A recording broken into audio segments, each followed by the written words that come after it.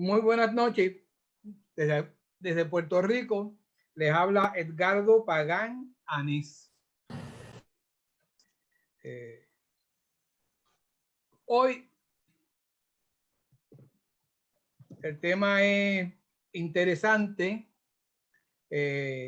pero antes de entrar en materia, quiero darle una bienvenida a todos nuestros hermanos encarnados y muy en particular a todos nuestros hermanos desencarnados. Que podamos compartir conocimiento, que podamos intercambiar información con respeto, con amor. Sobre todo, con amor. Nos proponemos hoy dialogar sobre las experiencias cercanas a la muerte. Near Death Experience.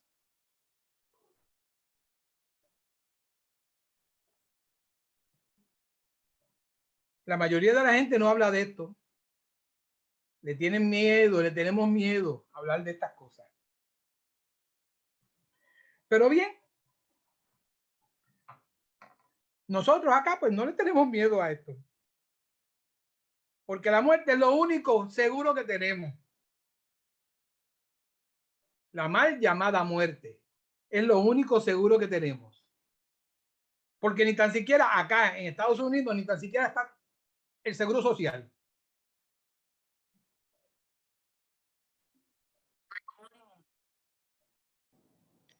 Quiero compartir con ustedes una grabación, un extracto de una grabación de un periodista, un reportero, un escritor español que se ha dedicado en los últimos años a esto, a investigar experiencias cercanas a la muerte. Luego, quiero dar un enfoque científico, una explicación científica para continuar hablando de Raymond Moody. Como ustedes saben, a mí me gusta que haya participación, traigan sus experiencias, viví tal cosa, conozco una persona que pasó por esta experiencia y me contó esto y esto y esto. Todo el mundo es bienvenido. Y las preguntas, si yo no la tengo, si no tengo la respuesta, puede que ustedes mismos la tengan y son bienvenidos. Y si ninguno la tiene, pues nos llevamos de asignación de tarea para una futura ocasión.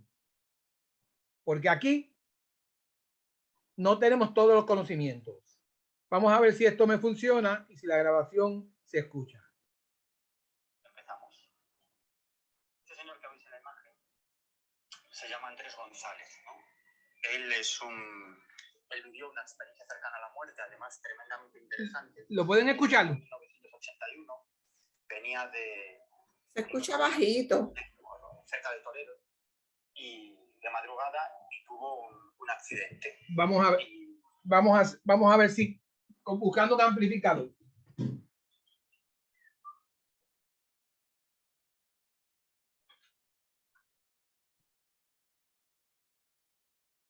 Los estudios de las experiencias cercanas a la muerte es un tema de investigación en muchas organizaciones e inclusive en muchos hospitales y centros de investigación. O sea que los temas que son de interés en el espiritismo, pues son también de interés en algunos ámbitos científicos y de investigación. Así que Raymond Moody es uno de esos investigadores en Estados Unidos. Hay también investigadores en otros países que se han dedicado a estudiar ese fenómeno, de principalmente las personas que ya tienen una experiencia que parece ser que han dejado el cuerpo, pero que repentinamente vuelven otra vez y reviven o los reviven. Y ese tiempo que estuvo durante ese lapso que se fue, entre comillas, y que regresa, se le llama la experiencia cercana a la muerte, porque de otra forma, pues la persona hubiera desencarnado. Así que eso es lo que se llama una experiencia cercana a la muerte general. Y es un área de investigación. El espiritismo tiene también una explicación de esos fenómenos y, claro, las ciencias desde distintos ángulos también tienen una explicación sobre algunos de esos fenómenos, porque hay fenómenos que todavía están inexplicados a la saciedad o la satisfacción de todas las personas. Edgardo, ¿ya estás listo? Vamos a ver si se escucha mejor ahora. Muy bien. Bueno, quedó absolutamente destrozado, ¿no?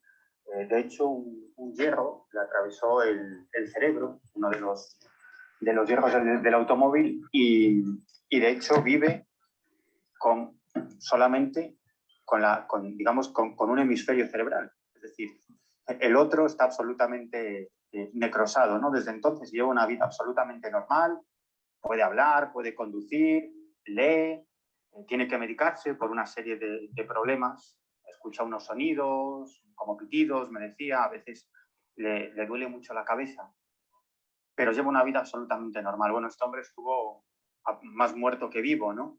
Fue por el empecinamiento de un médico, porque ya nadie quería hacer nada por él, porque ya lo habían absolutamente muerto, y este doctor dijo, hasta el último segundo, aunque quede un respiro de vida, vamos a intentar salvarlo, ¿no?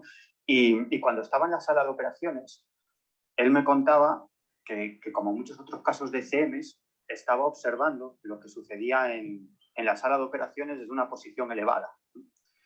Y entonces veía cómo estaban los médicos muy nerviosos, reanimándolo cada poco porque se le paraba el corazón, parece que tenía un poquito de vida, otra vez se le paraba el corazón, es decir, estaba más muerto que vivo, ¿no? Pero él, sin embargo, estaba viendo toda esa escena desde cierta altura, y él me contaba que les decía, pero dejarlo ya. Y decía, yo me veía y decía, joder, menuda piltrafa que está hecho eso, ¿no? Porque ni siquiera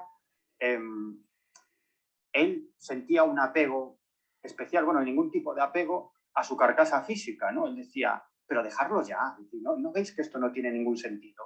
Decía, todo el cerebro ahí, por fuera ahí el cerebro, todo destrozado, digo, pero ¿a dónde voy a ir? ¿No? ¿Cómo? Dice, y además, si al final logro volver a mi cuerpo, ¿cómo voy a vivir? ¿No? Y él les gritaba, decía, dejadlo ya, que me dejéis en paz.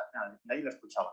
Hay un elemento interesante, y es que él me comentaba que una de las enfermeras llevaba unos zapatos de tacón rojos que hacían un ruido muy molesto, ¿no? Un clon, clon, clon, clon, clon, clon en el suelo, continuamente, ¿no? Es curioso, eso no lo podía saber, ¿no? Cuando finalmente logran reanimarlo, la operación sale mucho mejor de lo esperado, tiempo después vuelve en sí, recuerda su ECM y ve a una enfermera y la llama. Dice, oiga, usted estaba en la sala de operaciones aquel día, cuando dice, sí. Dice, ¿por qué llevaba usted unos zapatos de tacón rojos? Claro, la enfermera se quedó absolutamente alucinada. ¿Cómo puede saber este hombre que yo iba calzada con unos zapatos de tacón rojo? No lo podía saber, ¿no? Y la explicación es que venía de la boda de su hermana, no encontraba su calzado de trabajo, tuvo que entrar urgentemente a la sala de operaciones para la intervención quirúrgica y entró con los zapatos de tacón rojos, ¿no? Y eso lo había visto. Y bueno, lo interesante de esta experiencia es que él de pronto se encuentra, dice, después de observar desde cierta altura lo que pasaba en la sala de operaciones, se encuentra en lo que él describe como un paisaje de gran belleza, se encuentra con una especie de entrada, de portalón muy bello, muy bonito, y dice que vigilándolo dos seres andróginos, ¿no? Que no sabía si eran hombres o mujeres, ¿no? Con unas túnicas muy bellos, como vigilando la entrada, ¿no? Decía que desprendían una luz muy especial, ¿no? Esto de la luz es una de las cosas que más me fascina de las experiencias cercanas a la muerte, ¿no? Decía que desprendían una luz que era muy difícil de describir por su enorme belleza, ¿no? Y que transmitía una paz y una serenidad absolutamente indescriptibles. Es lo que dicen protagonistas de experiencias cercanas a la muerte, que las palabras son o constituyen un límite a la descripción de su experiencia, ¿no? El caso es que me dejan pasar y él observa una enorme ciudad, también muy, muy bella. Decía que había un montón de casas como celdas de colmenas, ¿no? Que todo desprendía una luz maravillosa, y de pronto se encuentra con un ser muy similar a los anteriores, pero también ataviado con una túnica, pero con una barba blanca y media melena, ¿no? Es lo que en muchas experiencias cercanas a la muerte constituye un ser espiritual, ¿no? Alguien ve, si es creyente, puede ver a Jesús, alguien puede ver a una entidad de luz, lo que sea, ¿no? Ese ser espiritual que es el que te va dando las pautas en ese otro lado, ¿no?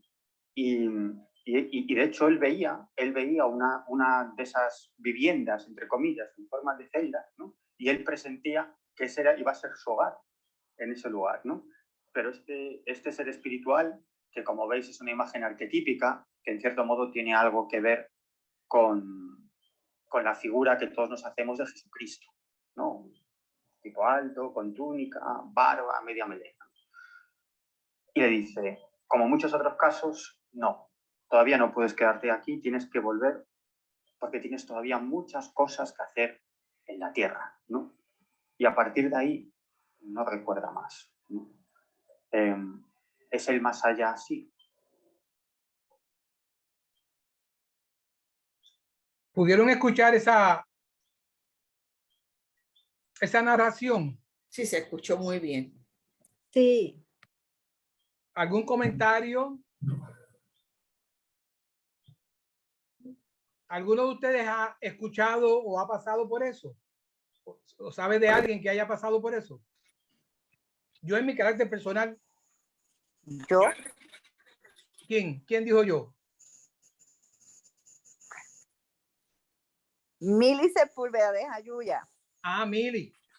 ¿Lo pasaste tú misma o fue otra persona? No, otra persona. Yo soy enfermera de profesión. Sí. Y yo tenía un pacientito que él estaba dispuesto, y entonces cuando yo lo voy a verificar, me doy cuenta que se está yendo. Y a lo que yo fui a avisar y viré, ya el señor se nos había ido. Y nosotros dándole para resucitarlo, y el doctor dijo, déjalo que ya se fue.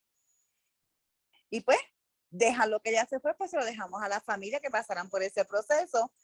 Y entonces yo le decía a él, cuéntame ese viaje. Y él me dijo, te voy a contar porque en el viaje yo fui hasta el counter y tú estabas tan preocupada por mí que yo te voy a adoptar como mi hija.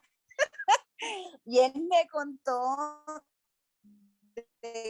que le dije que él fue, y él dice que se fue a una velocidad increíble, pero que de momento dijo que se asustó, vio a la esposa, a la hija, a un hijo, una discusión que se formó entre ellos, y él salió, a raíz de esa discusión, él salió al counter a buscar ayuda, y es cuando me encuentra. Y entonces él dice que me decía, avanza, ve al cuarto. Y ahí yo viré en mandar para el cuarto con el carro de paro, y ahí fue que empezamos con el señor, y al ratito, ¿verdad?, que el señor regresó.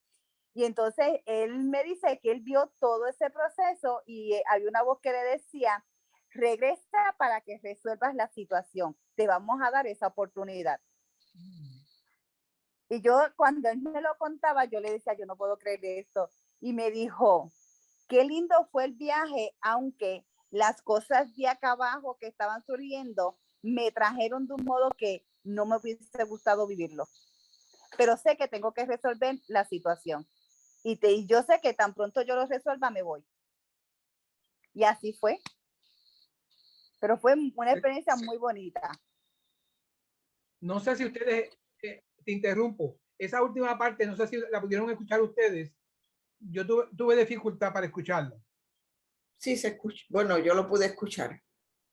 ¿Pudieron escucharlo bien? Ah, pues a lo mejor es la señal de acá. Sí, también acá yo lo escuché. Lo escucharon bien, perfecto. Sí. Muy interesante la anécdota que comparte la hermana. Víctor me parece que levantó la mano, o hay alguien más. Ibis levantó la mano también. Adelante, pues da los turnos tú, por favor. Ibis, pues está bien, dale tú adelante. Pues yo tengo una experiencia, no es esa exactamente. Fue cuando mi papá murió. Antes de morir, él recibió los sacramentos y estaba en el hospital y nosotros no sabíamos qué iba a pasar. Bueno, para hacer el cuento largo corto, yo y mi mamá nos vamos a dormir a la casa y cuando yo voy al cuarto de mi mamá, que ya estaba durmiendo, yo abro el cuarto, pero me sentí bien extraña porque el cuarto tenía como una luz tenue, pero como que brillaba. Entonces había como un céfiro, como este aire, este céfiro encima de, como vagando en el techo. Y era suave y era bonito, o sea, era una sensación de iluminación. Y entonces yo pensé, papi se está despidiendo de mami, porque era como que ese aire suave, dando vueltas y la luz. Y yo me pregunto si habrá alguien que ha pasado por eso. Muy interesante. Muy, muy, muy, muy interesante. Adelante, Ivette. Víctor. Yo no he tenido ninguna experiencia, yo que recuerde, pero he leído bastante de estos casos. Y uno de los casos que, como este de Moody, del doctor Moody, están relacionados con investigaciones de casos reales. El señor de España, que ahora no recuerdo su nombre, que trató este caso, pues explicó que el señor vio un señor de barba con un pelo largo y que era Jesucristo. Y hay estudios de distintas culturas y es importante eso, que cuando uno ve estudios de otras culturas que han tenido casos similares y que han sido recopilados la información, la cultura parece que tiene que estar relacionado con lo que ven y cómo interpreta, porque nadie tenía un retrato de Jesús. Hoy día hay pinturas de Jesús y cada cual se imagina cómo puede ser Jesús.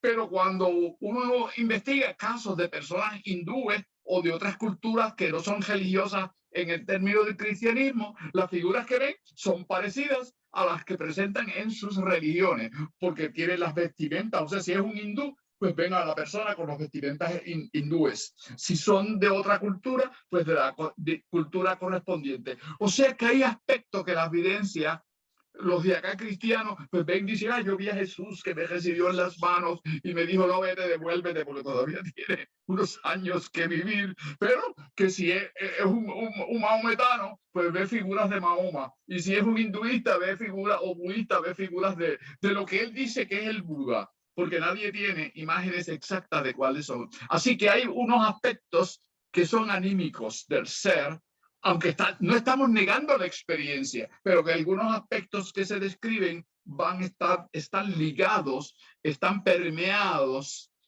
están coloreados por la cultura y las creencias de las personas. Y ese es un aspecto que habría que ver. Muy interesante. Yo quiero contar una experiencia.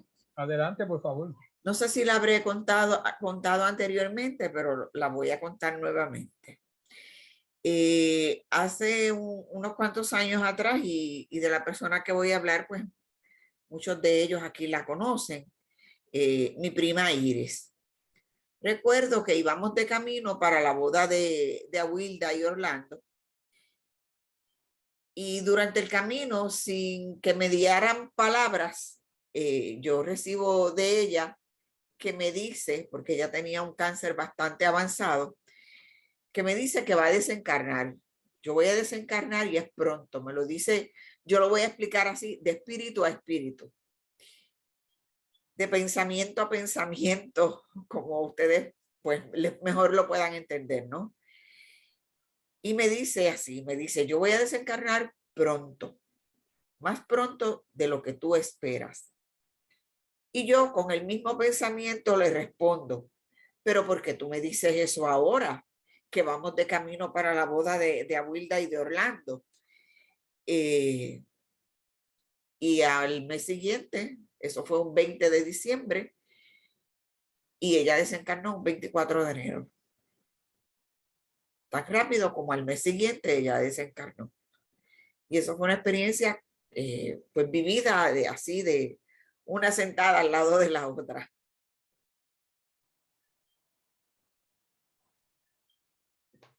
Gracias, Ivette.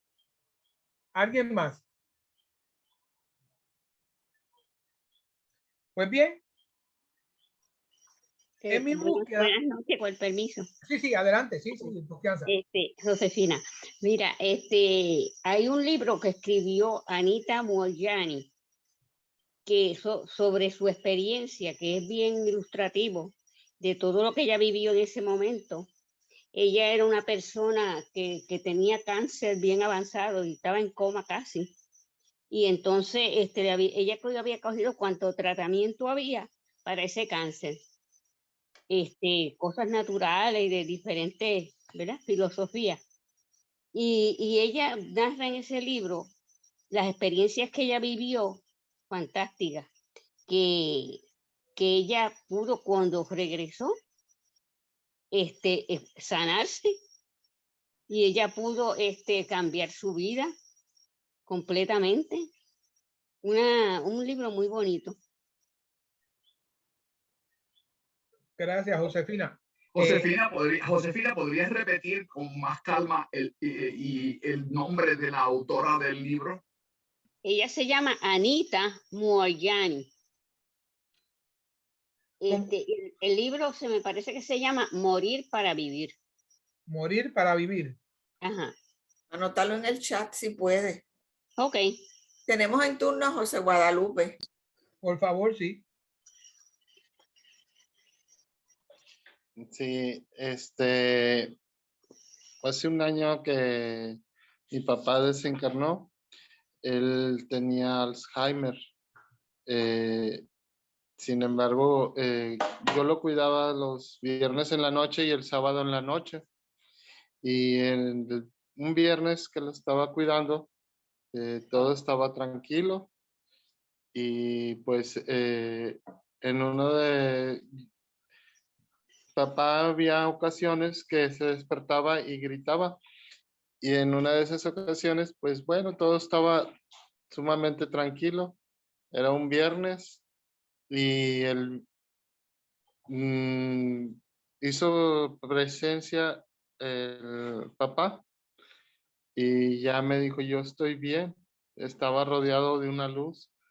Le dije, papá, ¿qué estás haciendo? Dijo, yo estoy bien, hijo. Tú estás cuidando a un cuerpo nada más. Yo ya estoy bien. Yo estoy muy bien. Y le dije, pero no, papá, no te puedes ir todavía. Y ya en eso la luz y todo me despierto. Y papá estaba bien, perfecto, acostado en su cama. Y a los meses, como a los 5 meses o 6, papá desencarnó. Tuve una plática con el doctor Víctor y me dijo, bueno, tú debes decirle a tu papá que todo está bien, que si él quiere partir, pues que no tenga pendientes, que todos están bien en tu casa y que todo va a seguir en orden y va a seguir bien. Y bueno, pues él desencarnó enseguida cuando estuvo internado y pues fue algo bonito porque yo pienso que de una o de otra forma él hizo presencia y diciéndome como que estaba bien, que él iba a estar bien y que ya tenía que partir, que el cuerpo que tenía papá pues ya no podía ser utilizado, ¿verdad? El papá trabajó muchos años, duró 93 años y partió. Gracias. Gracias a ti, gracias a ti. ¿A quién más tenemos por ahí? Por el momento, nadie más, pero Josefina acaba de anotar el título del libro y se llama Morir para Vivir. Y el nombre es, ahí es medio raro, Anima Moorjani. Ok, sí, lo tengo ahí. Perfecto. Es Anita. Es Anita. Anita Moorjani. Ah, Anita. ¿De qué país es la señora que tú leíste del libro? ¿De qué país es ella? ¿Sabes el origen?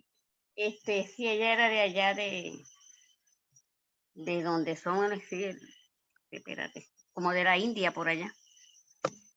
Pero ella dio conferencias estaba dando conferencias en Estados Unidos sobre la historia del libro y eso.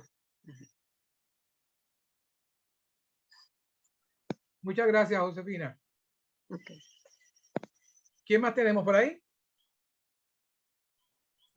No, puedes continuar, Ricardo. Excelente. Si se dan cuenta, no estamos ajenos a este fenómeno, que no es ningún fenómeno, es algo normal. Esto es normal. Pero en mi búsqueda, tropiezo con un escrito, dice autor Francisco J. Rubía Vila, localización, Anales de la Real Academia Nacional de Medicina. Y luego tiene unas iniciales ahí y la página número que se unique, parece que es de una revista y dice unas páginas ahí, 281 a español, y me da un resumen de algo relacionado a experiencias cercanas a la muerte. Mi computadora me está diciendo que mi internet está media rara. Por si acaso se entrecorta la transmisión. Dice el escrito: las experiencias cercanas a la muerte son aquellas que relatan las personas que, habiendo estado clínicamente muertas, vuelven a la vida de manera espontánea o por maniobras de reanimación. Ya nos contaron que hubo una reanimación y bajaron a esa persona del techo. Lo bajaron del techo. Continúa.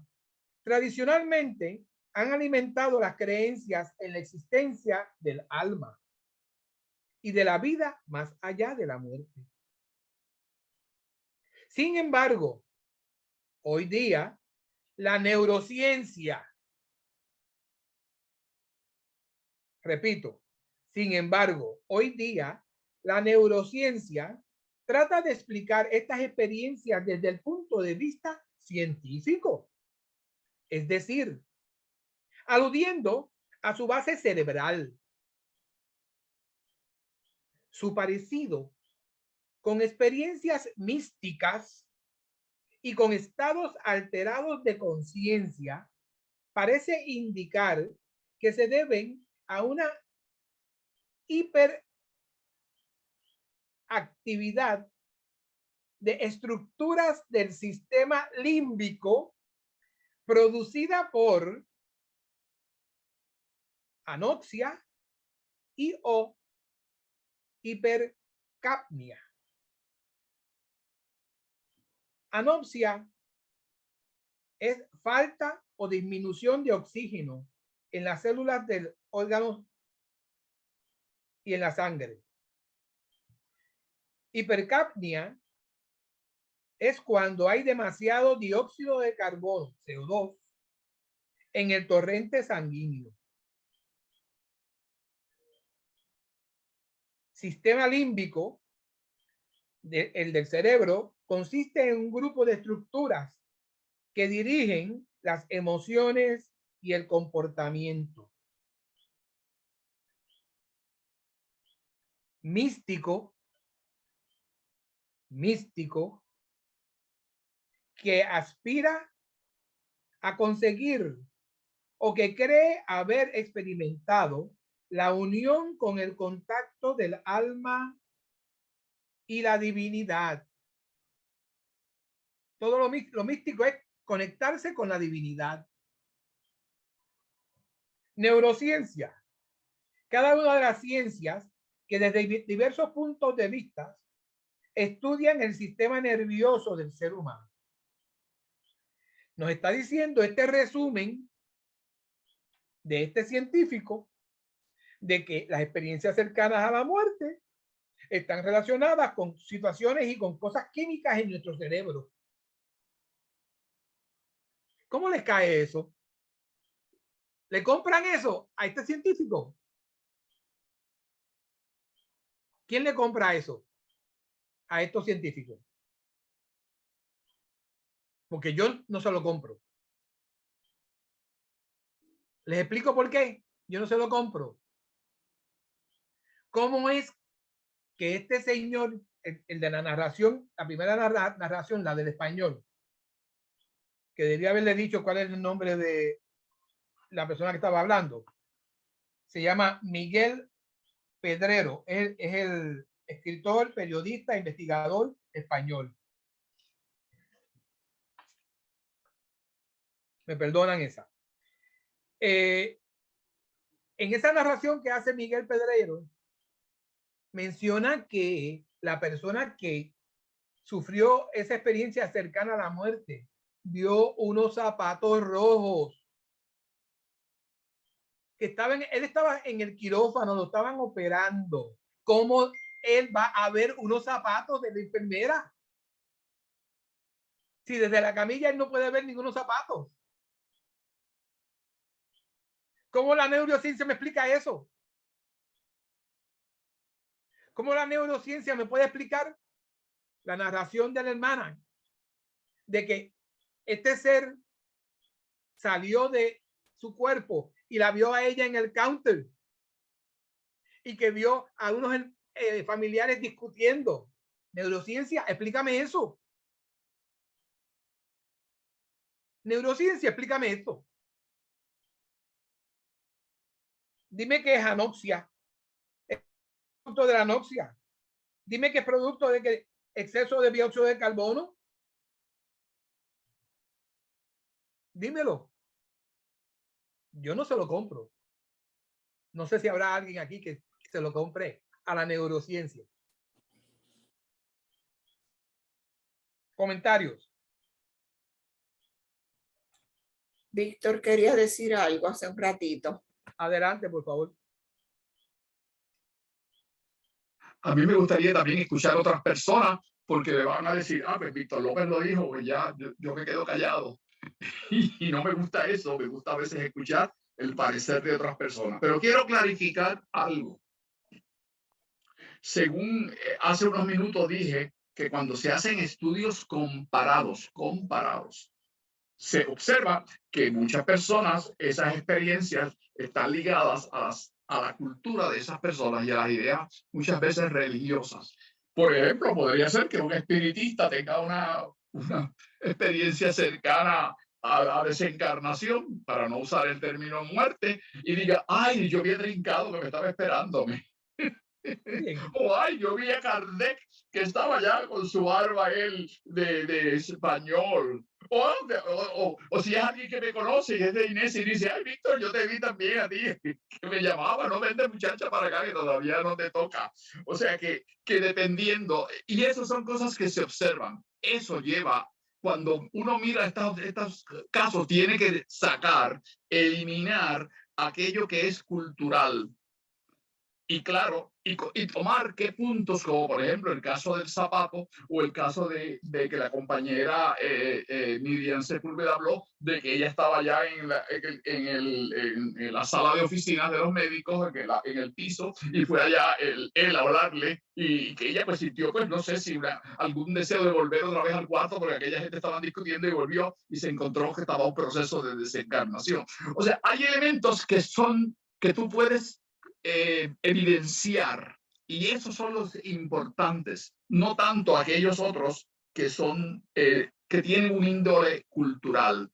y que posiblemente yo no puedo negar que esté Trincado o que esté Kardec o que esté el director del centro espírita que se había desencarnado esperándolo para ayudarlo a desencarnar.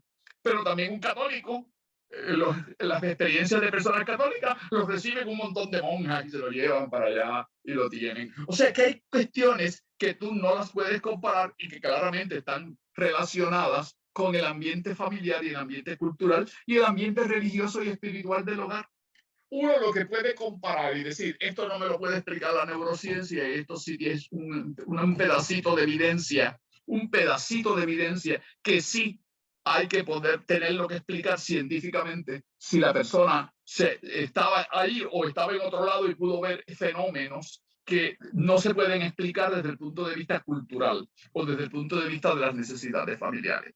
Y en el análisis de esos casos hay que tomar en consideración eso, porque las experiencias muchas veces las recopilan personas que están cercanas ahí en el cuarto o de la persona o lo que la persona después dice y anotan algunas cosas y no anotan los detalles particulares que pueden hacer esa experiencia válida científicamente hablando, porque científicamente es otra cosa que culturalmente o familiarmente. Y la gente a veces toma información que no puede corroborarse científicamente. Y tú solamente tienes una experiencia llena de cuestiones familiares que son válidas, pero que no apuntan a un fenómeno científico que tú lo puedas investigar y demostrar. Y eso es importante cuando se analizan estos casos. Sí, la ciencia está interesada en ellos, pero la ciencia tiene un comportamiento distinto a las experiencias individuales o lo que llamamos las anécdotas de uno. Las anécdotas de uno están llenas de cosas muy bonitas y muy ricas, pero que no son válidas científicamente. Hay que, cuando uno entrevista a una persona que tuvo una cercana a la muerte, tiene que buscar algunas experiencias que uno pueda evidenciarlas y que se puedan comprobar. Como por ejemplo, yo salí y estaba en mi casa y vi cuando mi papá y mi mamá se montaron en el carro para venir a verme, porque yo fui a despedirme de ellos allá. Y venían tales y tales personas en el auto. Y no dejó hasta el gato. Si venía el gato, dice, venía hasta el gato con ellos.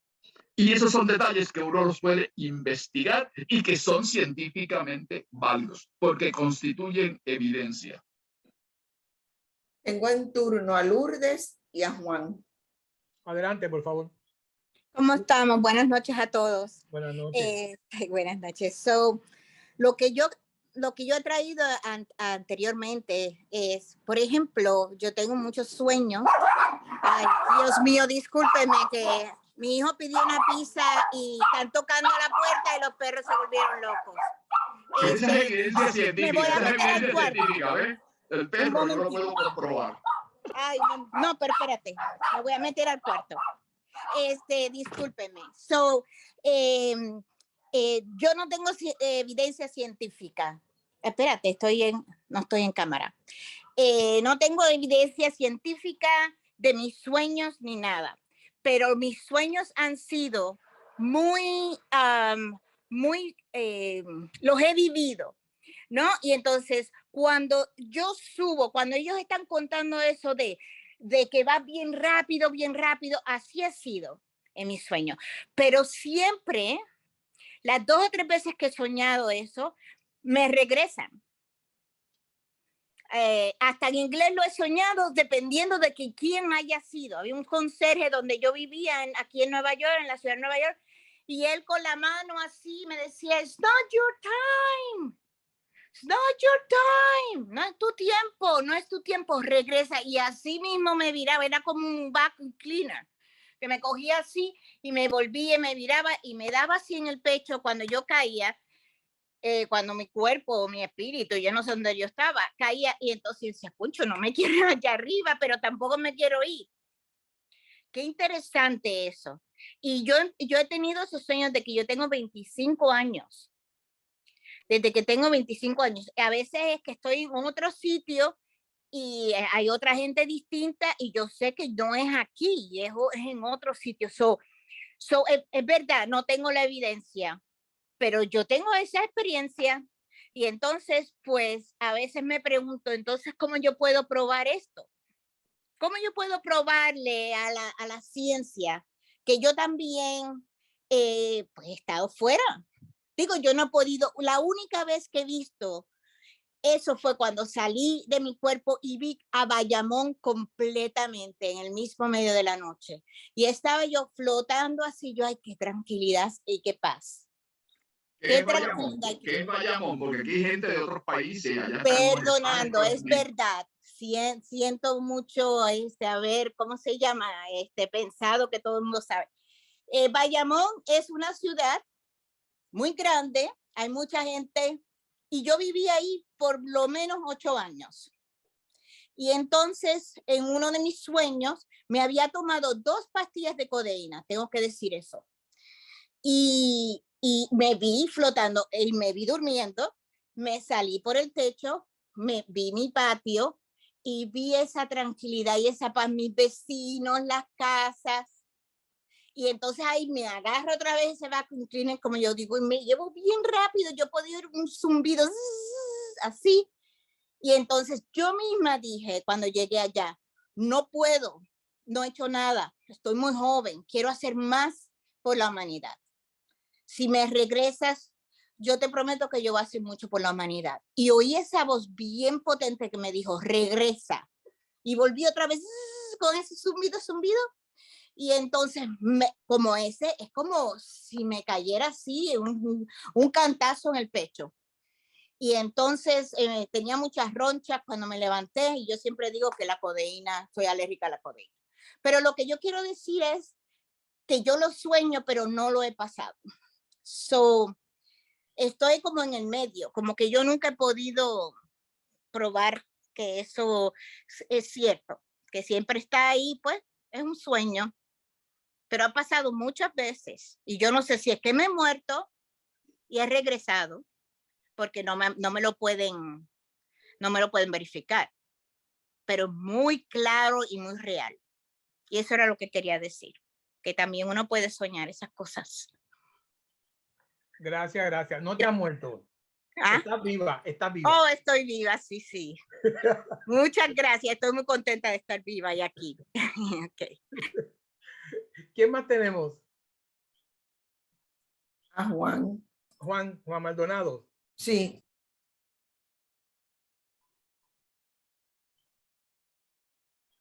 Abre el micrófono, Juan.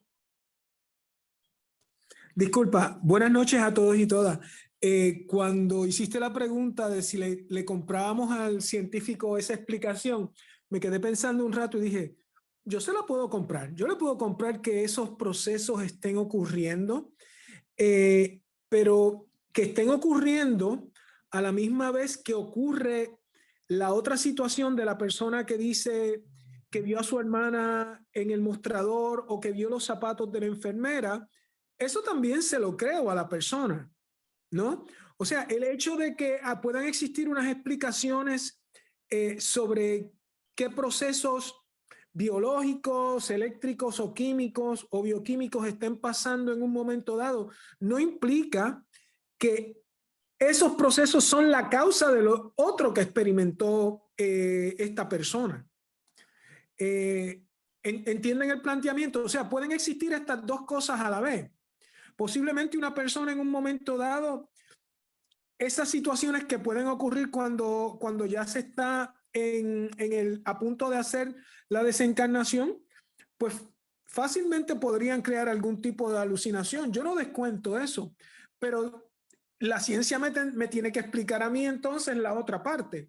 La parte de lo que la señora decía, mira, pues yo le vi los zapatos a la enfermera y eran de tal color, y yo vi a mi hermana hablando en el mostrador con las enfermeras. O sea, ¿cómo la ciencia puede explicar eso? Y si podría descontar esa experiencia relatada por la señora usando solamente la explicación de que había algún tipo de apoxia u otro proceso electroquímico. Ese era mi planteamiento. Excelente, Juan, excelente. Te felicito. Me convenciste. Por ahí alguien escribió algo. Sí, Rafael Alberto escribe, diferentes fenómenos pueden concurrir durante el mismo proceso. Eso mismo. ¿Alguien más que tengamos? No. Permiso. Sí.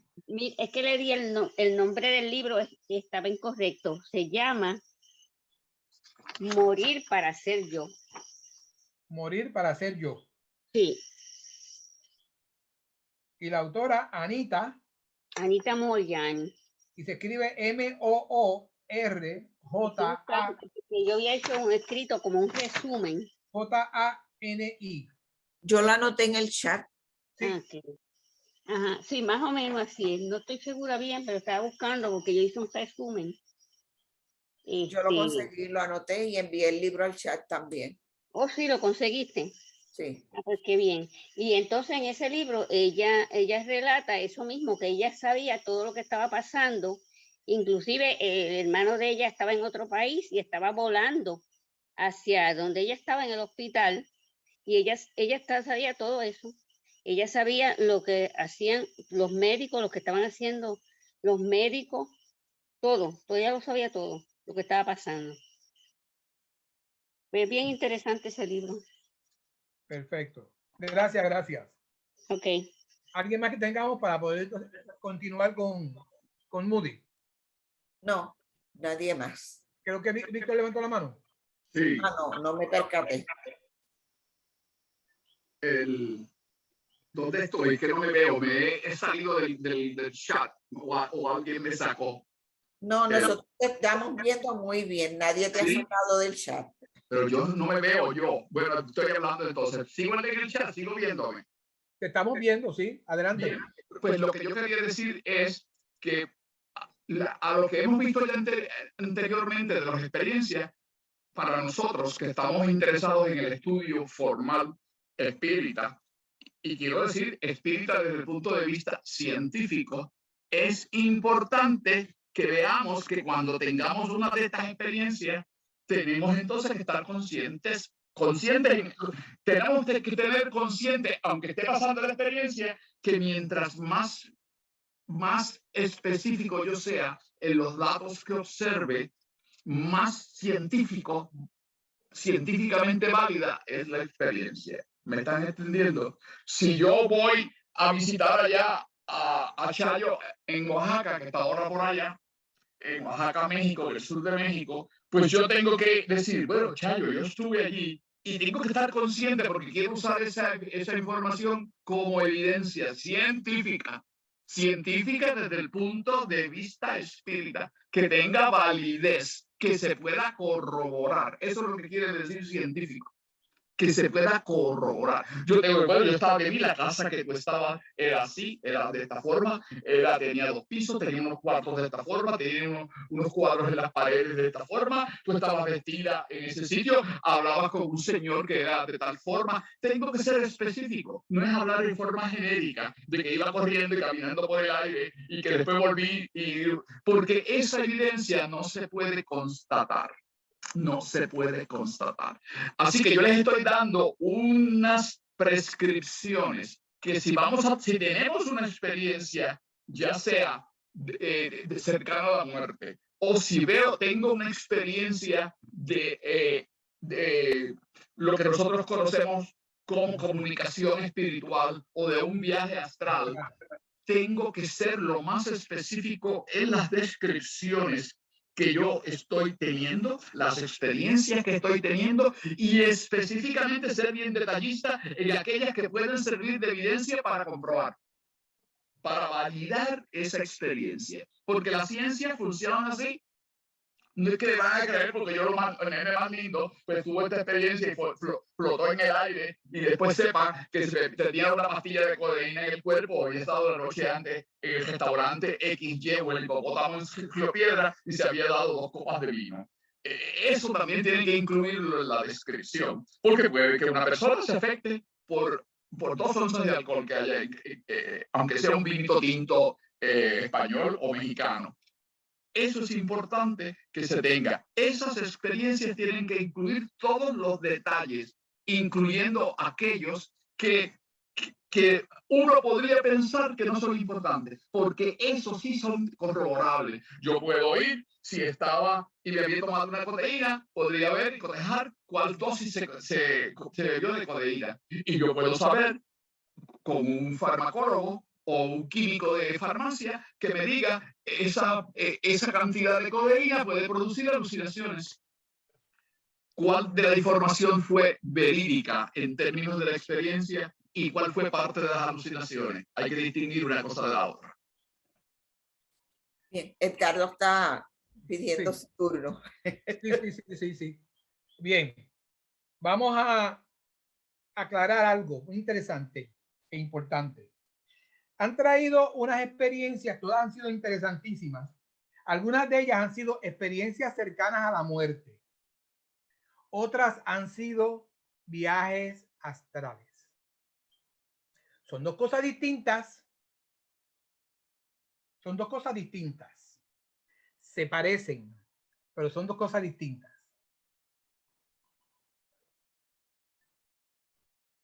En este caso, hoy Moody nos habla de las experiencias cercanas a la muerte. No nos habla de viajes astral. No nos habla de viajes astral.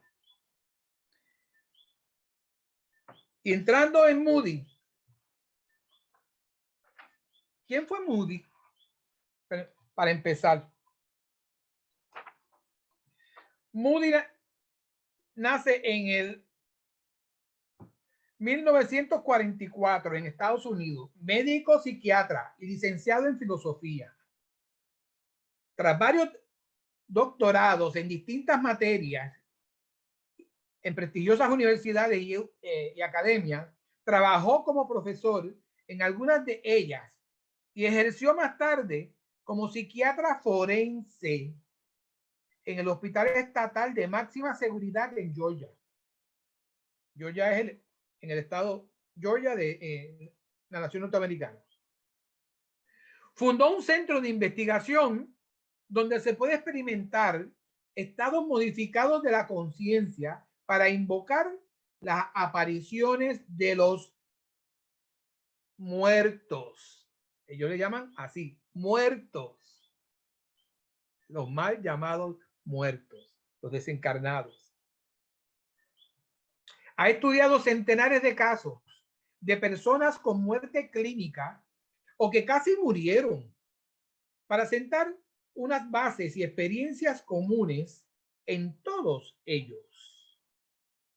Y ha dejado una huella imperecedera en lo referente a la concepción de que la sociedad moderna posee sobre la mal llamada muerte.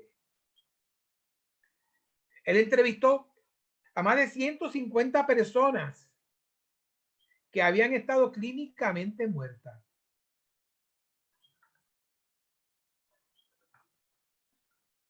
El libro Vida después de la vida se tradujo a 12 idiomas. Se tradujo a 12 idiomas. Y se vendió más de 15 millones de ejemplares. Más de 15 millones de ejemplares. En ese libro se recopila la investigación de testimonios de lo que estamos hablando. No voy a repetir todos estos detalles. Miles de personas aseguran verse fuera de su cuerpo, mientras contemplan la escena flotando por encima de personas y objetos sin poder tocarlos. Tampoco son extraños ni al túnel. Muchos eran recibidos por seres amados, ya se ha dicho, que habían muerto antes, o por un personaje religioso que había sido significativo, que es lo que Víctor ha traído en más de una ocasión. Por un personaje religioso que había sido significativo en su vida y que, como es natural, coincidía con sus creencias religiosas. Si usted cree en la Virgen de Guadalupe, va a ver a la Virgen de Guadalupe. Si usted cree en la caridad del cobre, usted verá a la caridad del cobre.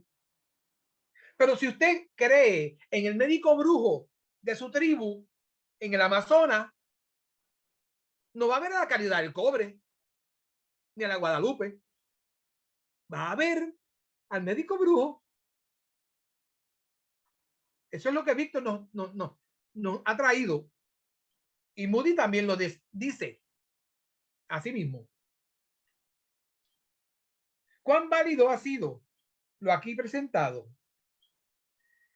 Hay una estudiosa de estos fenómenos o de estas manifestaciones muy reconocida. Se llama Elizabeth Kubler-Ross. Y doña Elizabeth dice: los descubrimientos aquí citados, refiriéndose a Moody, los descubrimientos aquí citados son verdaderos, pues están escritos por un investigador genuino y honesto. Son corroborados por mi propia investigación y por los hallazgos de otros científicos serios, de eruditos y de clérigos que han tenido la valentía de investigar este nuevo campo. De manera que Moody no estaba solo investigando esto. Continúa.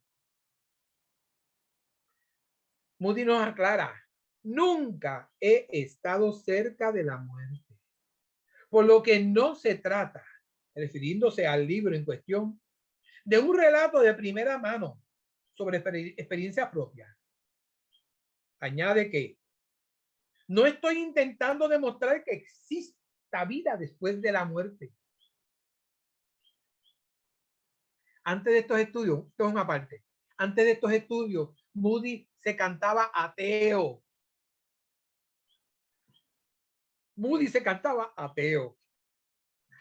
Y aparece por ahí en la literatura, como eso así.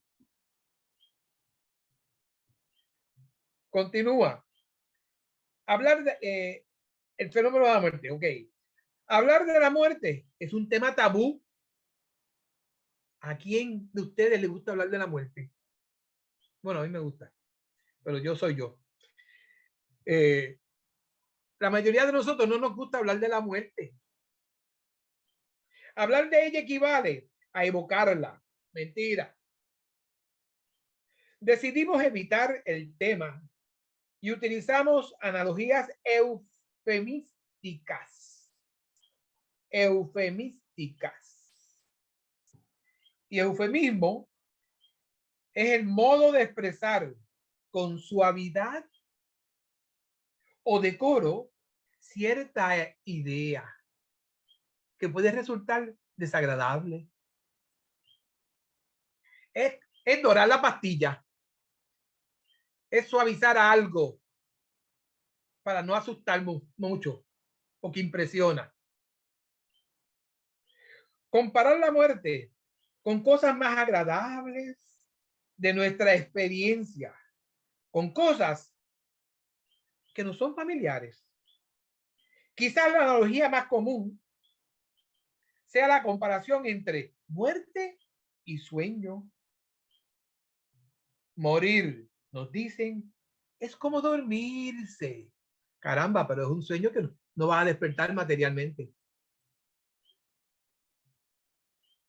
Por lo tanto, me estás engañando si me dices que es un sueño.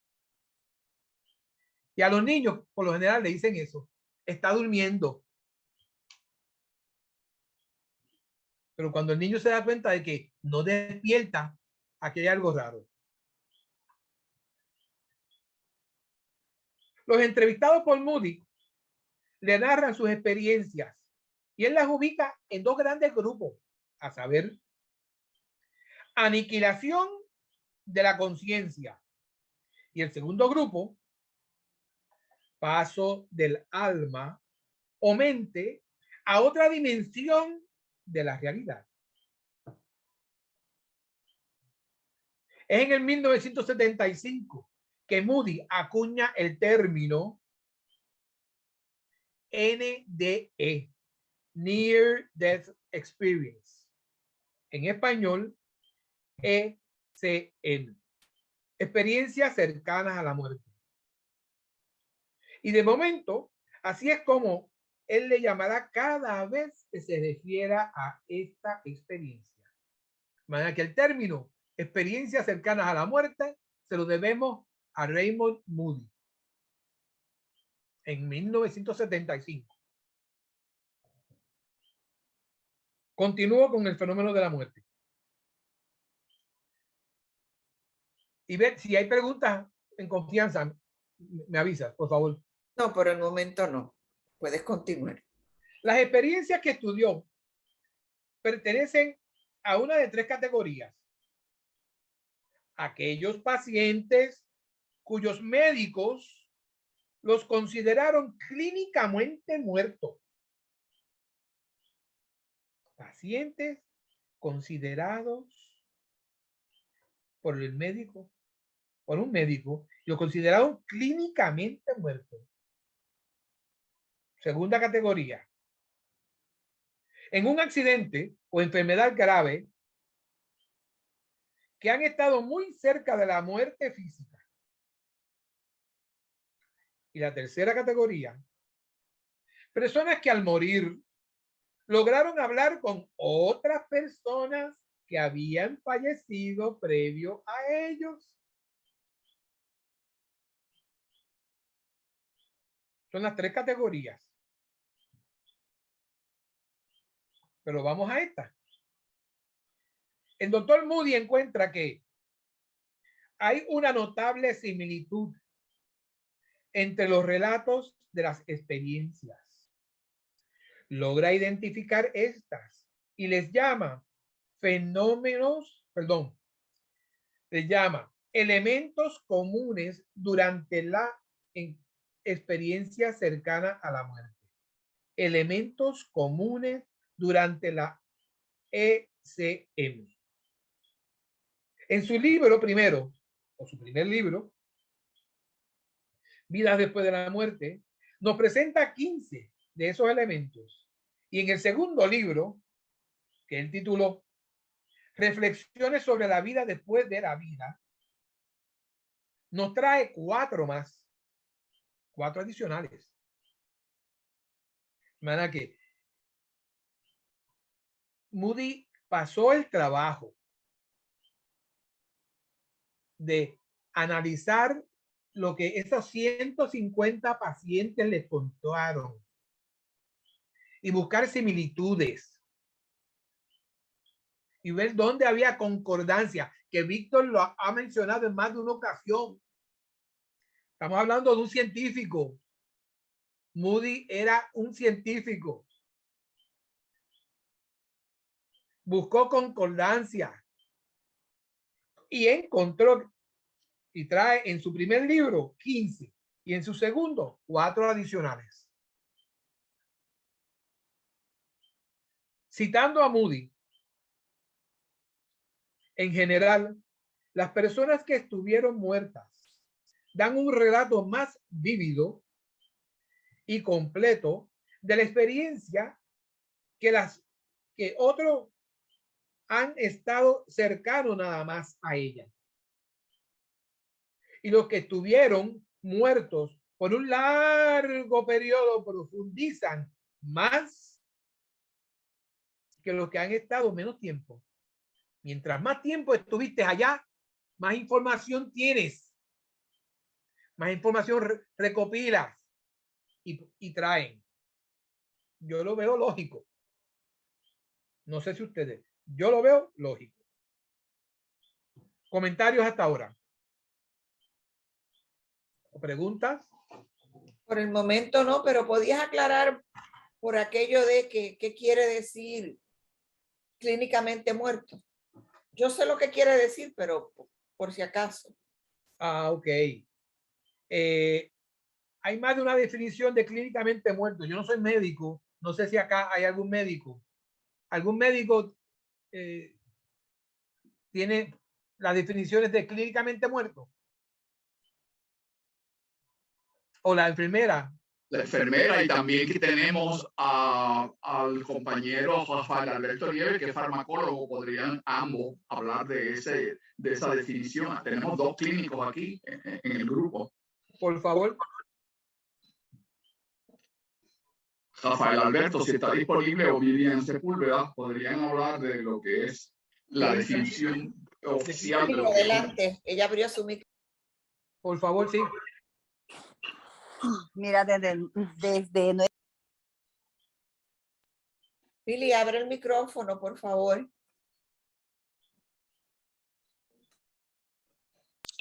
vamos, ahora. Sí. Ahora sí. Gracias. Ok, desde nuestra perspectiva, clínicamente muerto es la ausencia de los signos vitales en la persona. No tiene pulso, tiene respiración y hay muerte cerebral también. Cuando la persona ya está totalmente, tira el frontline, es en el monitor, ya la persona ahí no hay retorno. Y el médico viene y lo declara, porque se hicieron las medidas, ¿verdad? Se le administraron los medicamentos y todo, y no hay retorno de signos vitales. Entonces ahí el médico procede a declararlo clínicamente muerto. Ausencia de todos los signos vitales. Y entiéndase signos vitales, la presión, el pulso, la respiración. ¿Me escucharon? Sí, Mili, te escuchamos. Sí. Ok. ¿Alguien más que quiera ampliarlo? Sí, Rafael por acá, saludos. Por favor, sí. Lo que la hermana acaba de contestar es exactamente como es. Si cesan los signos vitales relacionados al corazón y a respiración, pues ahí es que se puede inducir todavía una resucitación, porque las células cerebrales todavía no han muerto. Pero si se le da la asistencia, se le da los medicamentos de paro, que lo que se llaman, y aún así el paciente no responde, pues ya se le declara entonces clínicamente muerto. Ok, perfecto.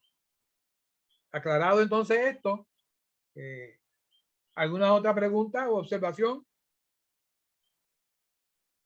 No. Continuamos. Entramos entonces en los elementos comunes de la experiencia cercana a la muerte. El primero, inefabilidad. Sinónimo de indescriptible. La experiencia es tan sublime que la persona no la puede ni casi describir, no, le faltan palabras. Le faltan palabras para describir eso.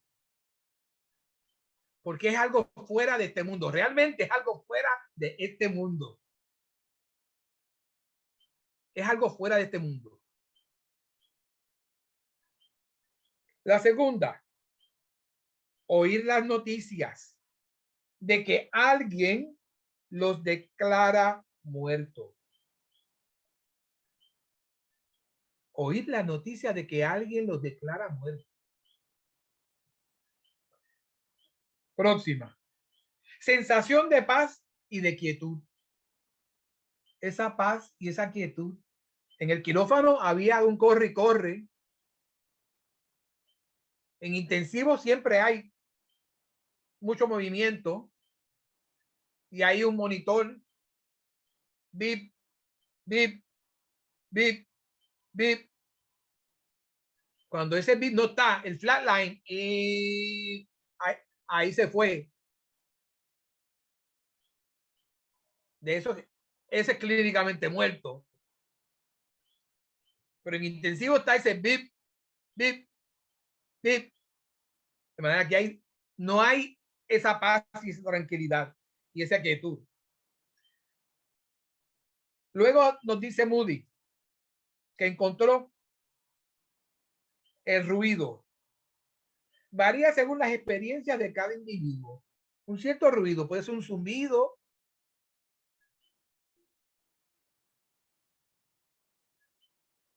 luego nos menciona el famoso túnel oscuro.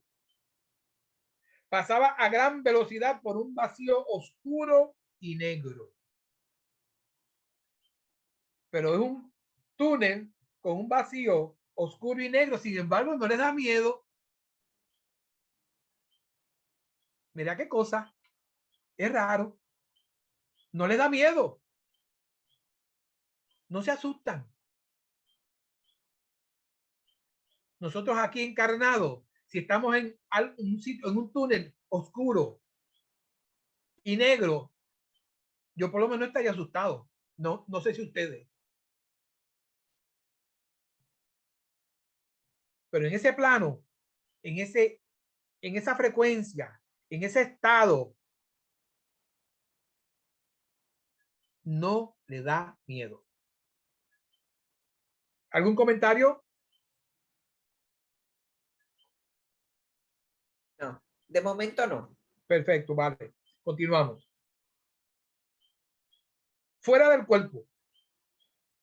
La mayoría de mis entrevistados afirman haberse encontrado en otro cuerpo tras la liberación del físico.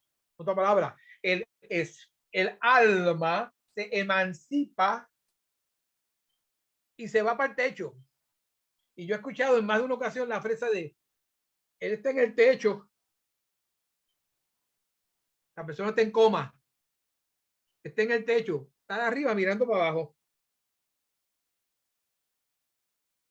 Lo tienen en el techo, estaba en coma. Los entrevistados más o menos coinciden en las propiedades y características del nuevo cuerpo.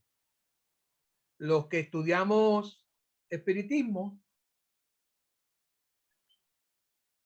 le llamamos eso el perispíritu, el cuerpo espiritual. Dejamos esta grosera envoltura, el cuerpo físico.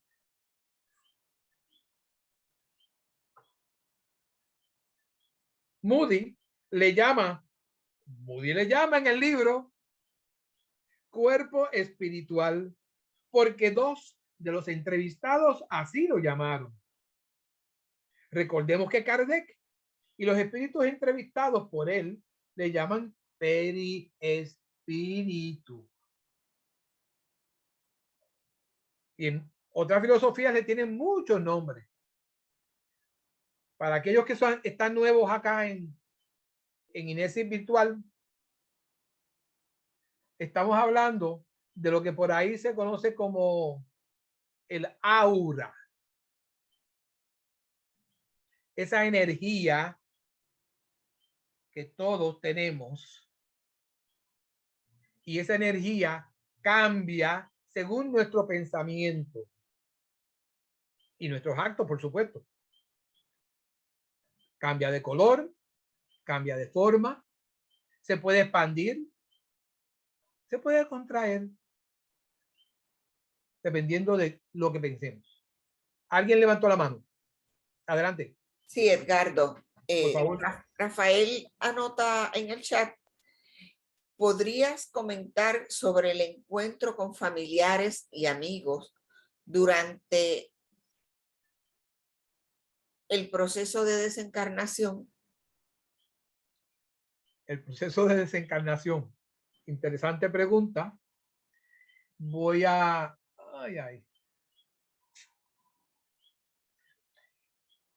Yo tendría 17, 18 años. Ha llovido bastante.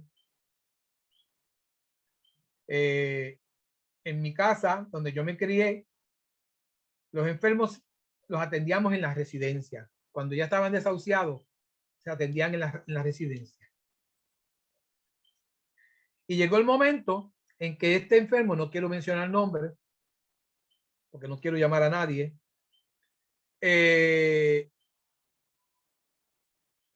comenzó a decir adiós. ¿Y qué hace ahí fulano de tal? ¿Y qué hace Perencejo? Y decía los nombres de familiares de esa persona que habían dado su cambio mucho antes que él. Y él vio familiares ya desencarnados. Los que estábamos por allí, pues no, esto está raro aquí, esto como que se está acercando un poquito más La carreta ya está por ahí más cerca. Entiéndase, la carreta que se lleva a los cadáveres.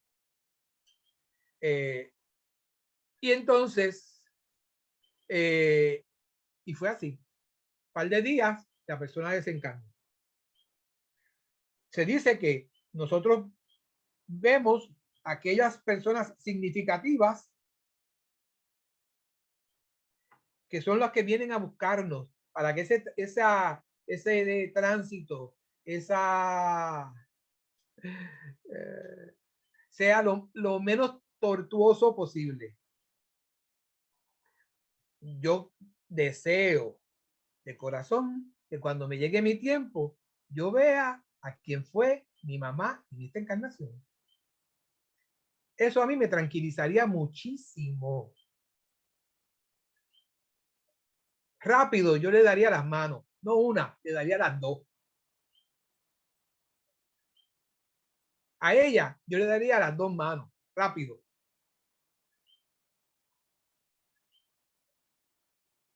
Hay quienes pensarían que la imagen de Jesucristo, la imagen de Dios, de la Virgen de no sé quién. Eso no quiere decir, estoy saliendo del tema, pero es sumamente importante esta parte. Eso no quiere decir que realmente viene ese espíritu a buscarte. Eso no quiere decir que realmente viene ese espíritu a asistirte. Tu psiquis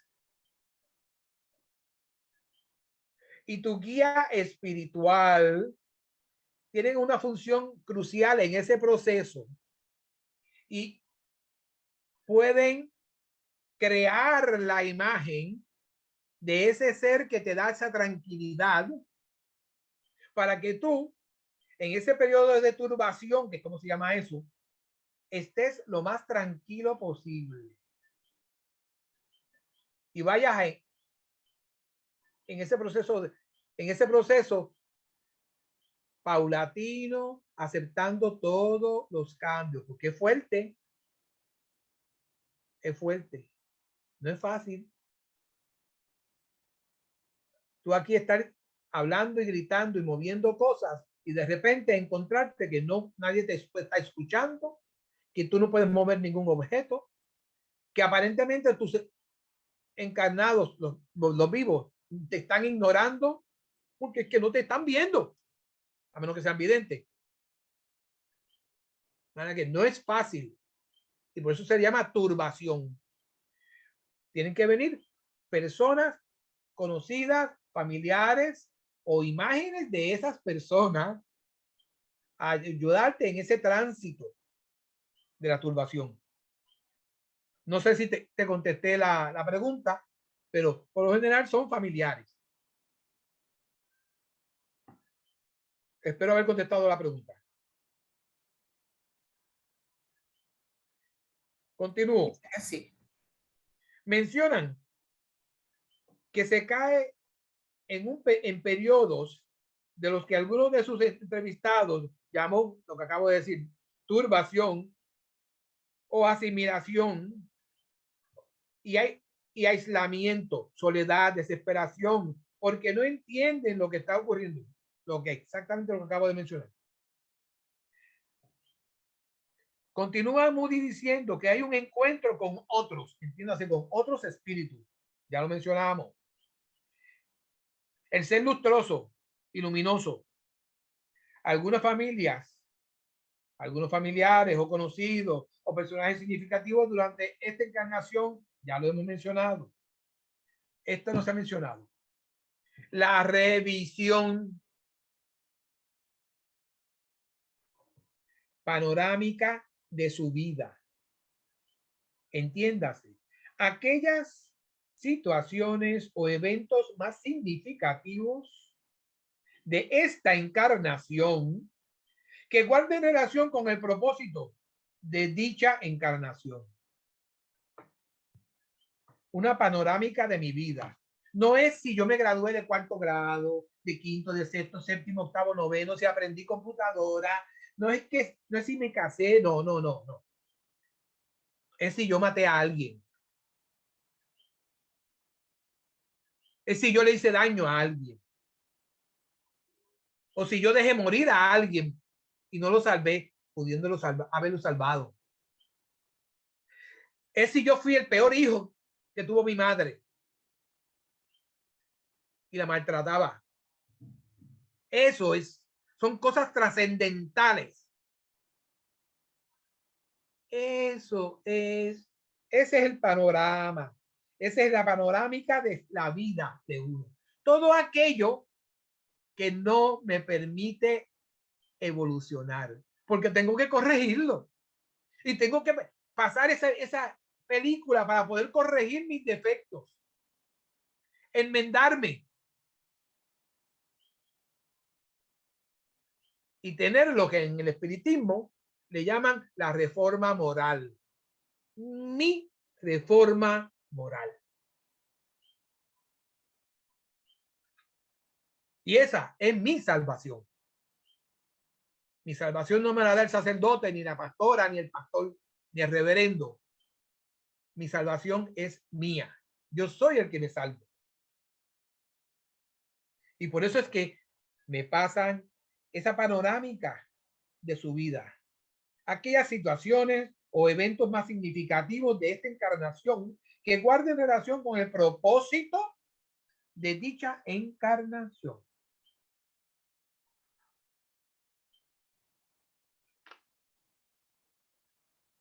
¿Me pueden interrumpir si hay preguntas? Sí, yo te pregunto, Edgardo, ese último comentario que tú hiciste, ¿es un comentario que hace Moody o que hace el expositor que está usando los datos de Moody? Porque ya me suena eso a un espiritista que conoce la filosofía espírita. Y no, porque primero se presentó Moody como que es un investigador científico que era ateo, pero que luego encontró la información. Pero aparentemente, si eso que estás diciendo tú lo dijo Moody u otra persona, entonces hay que clarificarlo, porque yo entonces digo, pues entonces Moody ha adoptado básicamente un elemento de la elementos importantes de la filosofía espírita y cómo la filosofía espírita presenta ese cuadro de la desencarnación y de la situación de la revisión de la vida de una persona. Moody lo que dice estrictamente es panorámica de su vida. Entiéndase, aquellas situaciones o eventos más significativos de esta encarnación que guarden relación con el propósito de dicha encarnación. Hasta ahí lo deja Moody. Yo amplío y menciono la reforma moral. Es importante eso, porque Moody usó también un lenguaje ahí que es propio de la filosofía espírita y que él de una forma u otra ha estado en contacto con esa filosofía y de algunas de otras escuelas filosóficas, principalmente orientales, como es el budismo y algunos aspectos del hinduismo, que usan un lenguaje similar. Pero definitivamente el concepto de reencarnación y encarnación y pasaje de la vida y pasaje de esa historia de vida del ser es bien típico de la filosofía espiritista. Sí, totalmente de acuerdo. Porque menciona esta encarnación y que guarde relación con el propósito de dicha encarnación. Propósito de dicha encarnación. La verdad que la teoría de reencarnación. Continuamos diciendo que encontró similitudes también en la frontera o límite. Puede ser un cuerpo de agua, niebla, una puerta, un cercado, entiéndase verja, o simplemente una línea. Hay unas fronteras. No pases de aquí, porque si pasas de aquí, pues te quedas y tú todavía no te toca. Regresa. No cruces esto, porque todavía no te toca. Regresa. Tienes cosas pendientes. Añade el regreso. Hay que regresar porque seguramente tienes algún apego o simplemente le faltan cosas por realizar. Como ya yo me he leído esto tantas y tantas veces, pues, estoy adelantando cosas. Por eso es que a veces pues las repito. Hablar con los otros. Aquí vienen los choques de ideas. El escéptico dice que el sujeto está mentalmente inestable.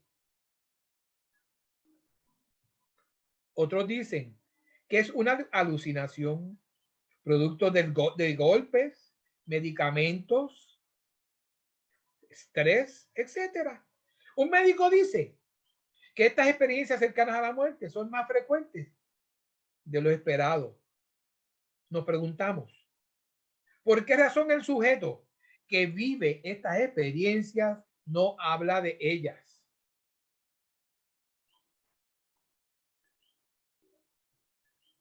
La respuesta que da Moody es la siguiente. Te etiquetan de desajustado mental. La segunda. De alucinado. La tercera. No tienes vocablos para describir la grandiosidad de la experiencia.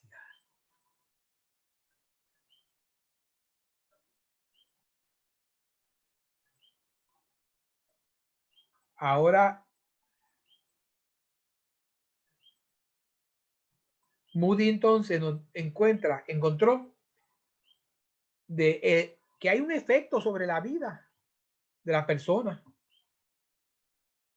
Alguien pudiera pensar que la experiencia cercana a la muerte implicaría o produciría un despertar de las facultades psíquicas o medianímicas.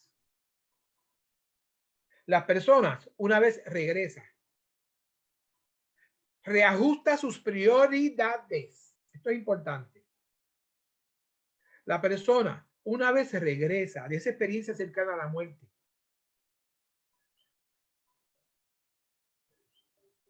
reajusta sus prioridades, sobre todo con aquellos seres más cercanos y significativos.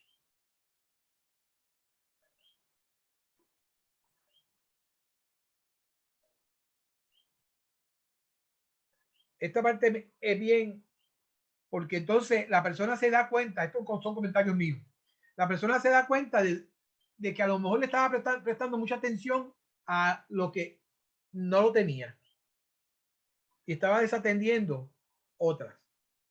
Y que el amor y el bienestar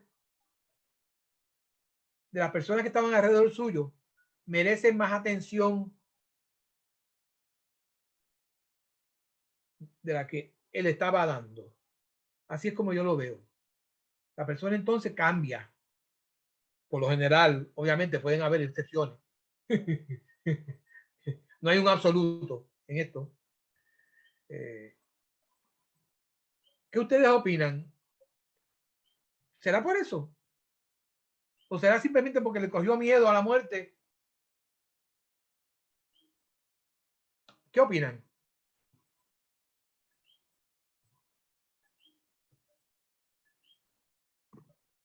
Sí, yo querría decir algo acá, Carmen. Sí, sí, adelante. ¿Escucha? Sí.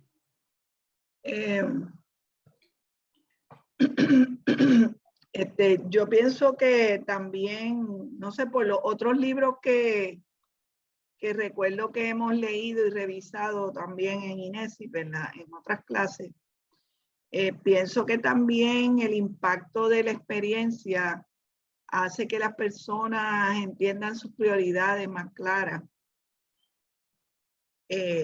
Luego de esa experiencia cercana a la muerte y pasan por una transformación bien poderosa, bien que los cambia radicalmente.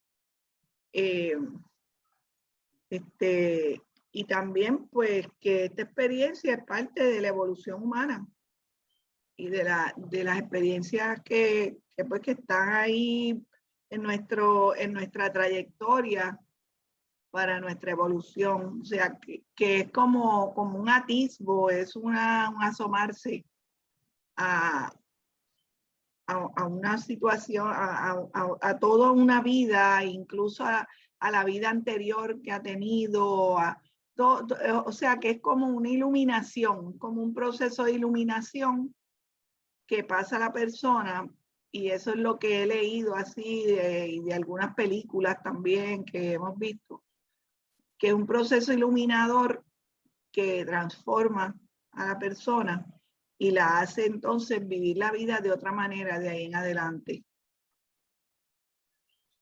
Gracias, Carmen. ¿Alguien más? Yo creo que Joaquín quiere decir algo, no sé, me da la impresión. Tengo a Chayo en turno desde hace rato. Bueno, por favor, por favor. Perdón. Quiero preguntarle a nuestro ponente de esta noche, ¿qué definición de la muerte encontró en los libros de Raymond Moody? Porque al crear la expresión experiencias cercanas a la muerte, las dos primeras palabras son más o menos para mí entendibles. Pero, ¿y cómo definió? ¿Por qué usó la palabra muerte? ¿Qué era para Raymond Moody en ese momento que creó el término que ha perdurado ya casi 50 años de investigación? Ya en todo el mundo, ¿verdad? Ya no solamente es privativo de él. Entonces me parecería interesante rescatar, porque yo no creo haber encontrado una definición, ¿verdad?, de qué es la muerte en palabras de Raymond Moody. Si tú te encontraste esa definición, te voy a agradecer mucho. La compartas, por favor. Gracias. Gracias, don Joaquín. Me alegro escucharle. Me alegro escucharle. Que tenga mucha salud. Definición como tal no he encontrado en lo poco que he leído. Pero recordemos que estamos hablando de un médico. Él es psiquiatra. Y para los médicos, la definición de muerte es el flatline que nos mencionaron. Ese flatline. Su preparación académica le tiene que haber dado esa definición. Y la ley que regula la profesión. Flatline, muerte. Quizás luego, en el camino, él puede haberla cambiado, pero no está en los escritos que han llegado a mí. Si alguien tiene otra respuesta. Yo pienso. Yo estaba en turno. Ay, perdón, sí, Chayo. No, lo que estábamos hablando anteriormente, de que cuando se van y luego que regresan y son más o menos mejores personas, yo pienso, mi opinión, de que como dicen en inglés, es como un come to Jesus moment, de que cuando dicen, carajo, no me he portado bien, no he hecho lo que debía de haber hecho, todos estos años desperdiciados y no logré, no hice lo que debía hacer, y hacer un bien a la humanidad, no para mí, pero para la humanidad. Y es cuando entonces quieren hacerlo todo en un día, por decirlo así, ¿verdad? Eso es lo que yo pienso, que por eso es que como que son mejor personas, contribuyentes a la sociedad. Excelente, me gustó. Entendí, coincido contigo que es un despertar de la conciencia adormilada. Despertar de la conciencia adormilada. Es un jamaquión, una sacudida. Despierta, nene, que todavía te falta cosas por hacer que tú dijiste que ibas a hacer en esta encarnación. Hermano, agrego otra observación que pasé por alto, porque si su siguiente libro también es de llamar la atención el título, porque él en su libro segundo le llama vida después de la vida. Sí, señor. Entonces, borra la palabra muerte. Sí, sí, sí. De veras, es de llamar la atención. Sencillamente, yo infiero, ¿verdad?, que el asunto de la muerte es ya casi pues un prejuicio humano, pero que está casi como borrando al ser humano del universo, y eso jamás va a ocurrir. Aquí vamos a estar todo el tiempo. Sí, señor. Entonces, ¿por qué usa el término vida después de la vida? Eso es interesante. ¿Qué razonó Raymond Nudo en todos esos años, donde ya interactuó con tantos investigadores que compartieron experiencias semejantes? Y ya concluimos con lo de la definición que vamos a decir, la medicina científica humano-material, dice clínicamente muerto. Entonces, si nos está diciendo que la conciencia ya no la tiene, ¿quién no la tiene? Pues nunca ha estado en el cuerpo, nunca ha estado la conciencia en el cerebro. Por lo menos nuestros autores clásicos y todos los que han entrado en ese terreno saben que la conciencia es del espíritu, de la vida misma. Entonces, ese punto de clínicamente muerto también me gustaría que se cuestionara, porque, insisto, desde nuestro punto de vista, la conciencia no está en los huesos, no está en los músculos, no está en la sangre, está en una entidad que va más allá de esta dimensión que nosotros hemos pues aceptado en general, que se llama espíritu. Y de ahí partimos de que el espíritu es la vida misma, y esa vida misma, ahí sí todo el mundo está de acuerdo, pues es eterna, y por ser eterna es continuada. Bueno, entonces, ¿qué piensas? El segundo libro dice vida después de la vida. Yo le preguntaré a Raymond Moody, hermano, ¿por qué ya no usaste muerte? Tu eslogan, por así llamarlo, ya trascendió las décadas y se llama experiencias cercanas a la muerte. Entonces, debe haber por ahí, sí, una justificación para usar en ese momento. Pero cuando ya la borra y ahora dices vida después de la vida, dije, ah, caray, aquí hay algo más profundo que yo no lo he encontrado, o no lo ha dicho, o no lo he expresado. No sé tú qué pienses, hermano. Gracias. Así lo entiendo. Gracias, don Joaquín. El cambio, entonces, si él acuña el término de experiencia cercana a la muerte, luego no lo usa. Luego no lo usa. Entonces, pues, tiene que haber evolucionado en ese tiempo, y ahí entonces trató de corregir algo o darnos un mensaje de que luego de la mal llamada muerte seguimos viviendo.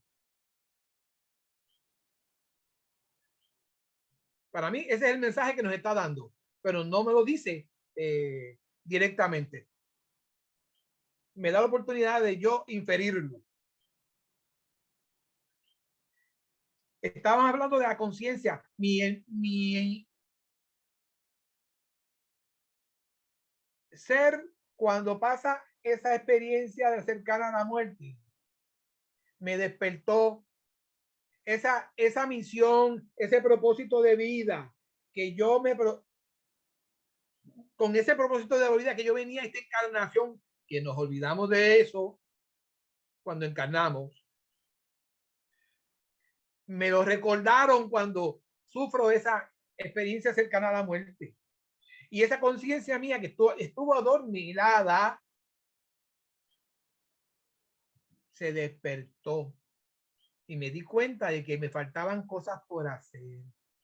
Y ahí es en donde yo me regenero, trato de ser mejor persona, trato de ser más amoroso, trato de ser más condescendiente, trato de ser menos instrumento de mi ego y de mis apegos. Y ahí eso es la reforma moral del espiritismo. Había alguien que había levantado mal la mano. Había alguien por ahí pendiente, ¿verdad? Que yo me haya percatado, ¿no? Pero yo creo que Víctor quería decir algo. Ah, bueno, pues. No sé. No, yo lo dejo ya para el final porque ya lo que tienes son unos minutos, solamente unos 15 Pero minutos. oye un ruido. Redondea tu trabajo y entonces me dejan los últimos 5 minutos para yo anunciar lo que viene para la semana que viene. Quizás digo algo con relación al tema, pero sigue tú. Había alguien que quería hablar, ¿no? Se escuchó un ruido. Además de Víctor, antes de Víctor. No. Ok, pues está bien. Pues bien, estábamos hablando de los efectos sobre la vida. Y lo más reciente que se mencionó fue de los hallazgos de Moody. La persona, una vez regresa, reajusta sus prioridades, sobre todo con aquellos seres más cercanos y significativos. Nuevas visiones de la muerte. Hay nuevas visiones de la muerte. Quizás debo dejarlo aquí porque este es bastante extenso. Si nos damos cuenta, Moody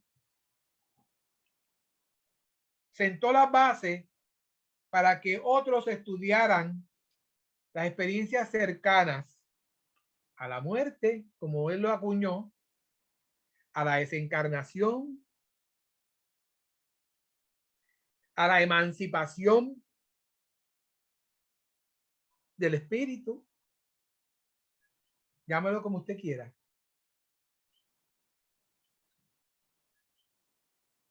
Aquí lo importante es qué nosotros hacemos con eso, con ese ejercicio, con esa experiencia. Si yo sigo siendo el mismo canalla que he sido, o si me convierto en una mejor persona.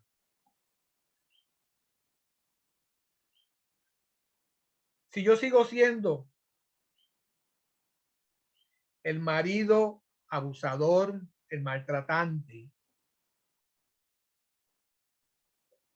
o si me convierto en un marido cooperador, amoroso y respetuoso. Si yo sigo siendo el hijo desagradecido con esos padres que se fajaron y lucharon por mí, o me convierto en el hijo agradecido.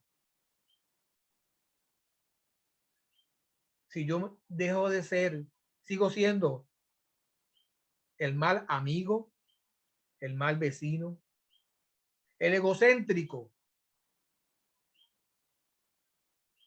o me convierto en una persona humilde, colaboradora, amorosa con la humanidad. Eso es lo importante. La experiencia cercana a la muerte o a la desencarnación es secundario. Es qué yo hago con eso. ¿De qué me sirve a mí eso? Porque mi propósito en la vida se supone que sea evolucionar, progresar. No estoy hablando de progresar económicamente.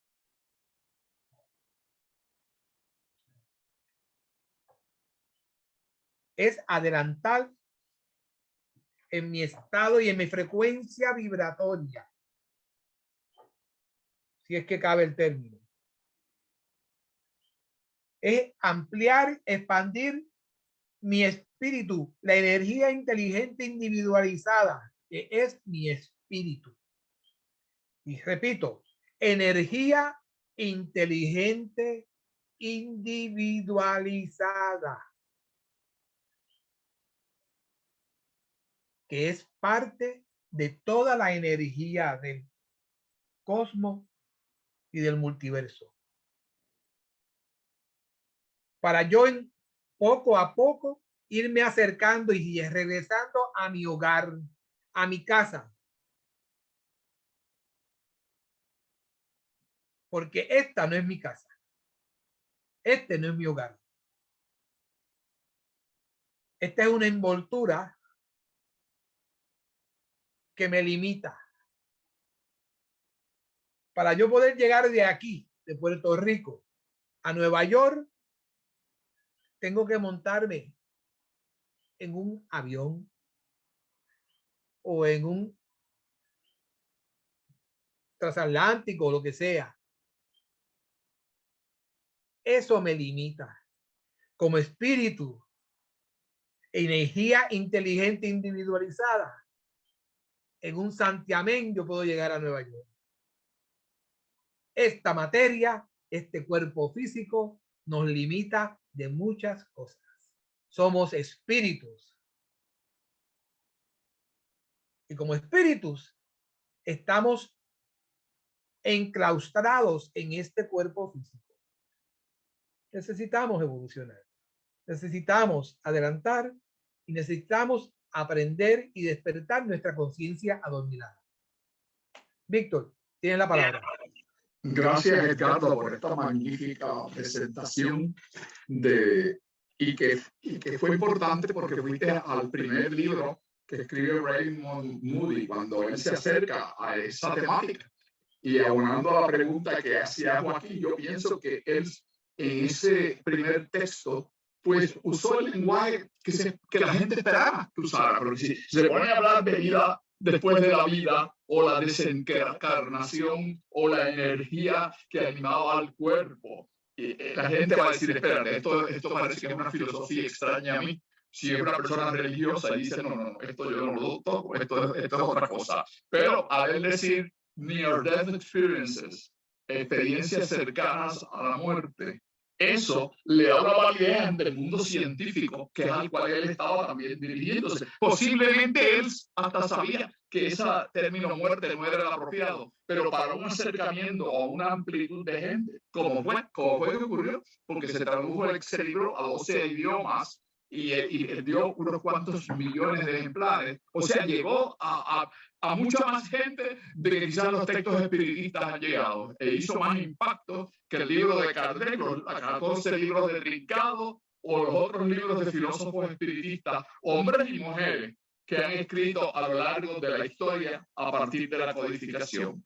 Gracias, Edgardo, por esa magnífica presentación. Y alguna persona dijo, creo que fue Rina, que traigas otra continuación de ese tema, por si acaso hay otros autores y otros hallazgos que amplíen los que hizo ya Moody y que contribuyó a eso, que en uno de los temas que yo te puse, estamos hablando de la ciencia espírita, de la investigación espírita. Cómo los temas de la investigación espírita que estaban en la filosofía espírita y que eran filosofía, eran metafísica, se convierten en investigación científica. Y ese es un tránsito que el espiritismo ha podido dar, pero que las religiones no han podido dar. Y eso es importante que reflexionemos, porque las religiones te siguen mandando, te vas para el infierno, te vas para la gloria, te vas para el purgatorio y tienes que hacerte tantas misas o tantos rosarios o tantos cánticos. Las religiones no han variado, siguen con su mismo discurso. Sin embargo, el espiritismo, la filosofía espírita, la metafísica espírita, hizo unos planteamientos y esos planteamientos se han podido ir ampliando a través de la investigación en los laboratorios y clarificando y eliminando dogmas, eliminando ideas que estaban en otro momento, que fueron importantes. La filosofía es importante, porque implica el razonamiento, el pensar sobre temas trascendentales, temas que no se han abordado completamente, asuntos por clarificar. Y por eso es que es importante la filosofía. Y por eso es que es importante la metafísica, porque va más allá y te dice posibles formas de indagar estos problemas que no han sido atendidos científicamente. Pero la ciencia va adelantando poco a poco, pasito a pasito, como el niño que va caminando, para a través de la investigación indagar y verificar, buscar evidencia que sostenga esos planteamientos filosóficos y los pensamientos metafísicos. Por eso es que las escuelas espíritas, las escuelas espiritistas, donde se estudia la filosofía, la metafísica espírita, también tenemos que integrar el componente científico, porque es aquel que va a llegar, a completar ese aspecto que hemos tratado y que trataron varios de nuestros maestros predecesores y los trajeron y los pusieron ahí. Pero está completándose con la investigación científica y eso es importante. Así que Rina, que pidió que se añadan las otras investigaciones que se han hecho, eso podría ser una tarea para ti que te interesa ese tema y que nos trae muchas luces en el curso de estudios y experimentación psicomediúnica. Gracias, Edgardo. Anuncio para el lunes que viene, porque hoy es jueves y el lunes vengo yo. Y el tema que voy a tratar no es yo sola, porque es el día del conversatorio. Ustedes saben que el segundo lunes es el día del conversatorio espíritu. Y vamos a empezar con el tema que aquí dejó plasmado Edgardo, la evolución del espíritu dentro de la filosofía espírita. Ese es el tema. Pero es un subtema. Acuérdense que el conversatorio se nutre de los temas que ustedes traen. Yo traigo uno como para abrirle el amor y picarle la curiosidad, de forma que ustedes también traigan sus temas. Acuérdense que el lunes es conversatorio y ahí ustedes pueden traer algunos puntos que ha traído Edgardo aquí en esta nota u otros puntos de otros cursos o de otras lecturas que ustedes han hecho para que abonen a los temas. Yo voy a empezar con algo de la continuación de lo que dijo Edgardo, la evolución del espíritu en la filosofía espírita. Y fíjense que ahí vuelvo a la filosofía, a la metafísica espírita, un componente del pensamiento de indagar esos temas. Así que el lunes seguimos ahí. Quería añadir que aquí se trata también el tema de la conciencia. Y en INESIP hay un curso donde se trata el tema de la conciencia. Es el primer curso, el primer jueves de todos los meses, es el curso de ciencia, filosofía y espiritualidad. Y muchas personas no entran a veces a ese tema porque les parece muy ajeno. No, es parte, como hemos dicho hoy, la ciencia es parte de la filosofía espírita. De hecho, es el otro componente. Son tres patas, tres elementos: filosofía, metafísica y ciencia. Y tenemos en INESIP un curso que trata el tema de la filosofía, la ciencia y la espiritualidad, porque esos elementos están integrados. Y esos temas se tratan, y el tema que estamos tratando es el de la conciencia, es el primer jueves de cada mes. Y los invito a que vengan. Así que con estos anuncios, pues dejo cerrado el día de hoy. Les agradezco a toda la audiencia que hemos tenido de distintos países, principalmente México, España, San Antonio, Texas. Allá también vi a la compañera Lila Aguirre. Un saludo, que hacía tiempo que no la veía ni la saludaba, así que también le agradezco su presencia hoy por aquí, también de San Antonio, de la cátedra 123 en San Antonio. Así que muchas gracias a todos allá en Nuevo León, México, en Ciudad de México, a don Joaquín, y por allí en España, Madrid, bailando las sevillanas y bailando la jota a Billy Seynos. Así que muy bien. Nos vemos, buenas noches, que descansen. Buenas noches. Gracias a todos. Los quiero. Buenas noches.